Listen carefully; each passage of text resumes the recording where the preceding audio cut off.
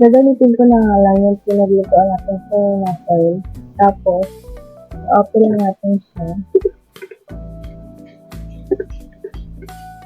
At pag uminit na yung kalan natin, lagay na natin yung ating bawang.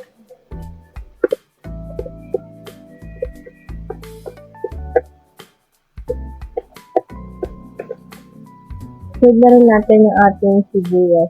Optional lang yung sili, guys. Kung gusto nyo may sipa, yung gagawin nga lang natin siya. Hanggang lumabas yung aroma.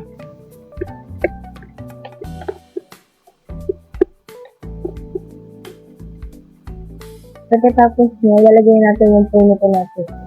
Okay na yung sibuyas. Lagay lang natin itong paisa-isa.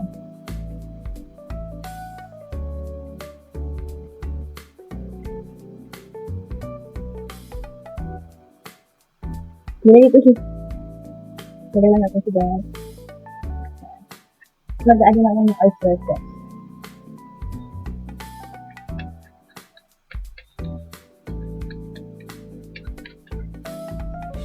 Mag-add na rin ako ng ating sugar. Optional niya lang yung isa para mag-balance yung lasa at ng ating pepper.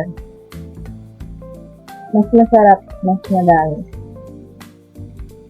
At saka na ating soy sauce. At water. Mag-add na rin tayo. Yan. Simmer lang natin ito. Wait until lang tayo. Mukhang kumukulo na yung ating niluto.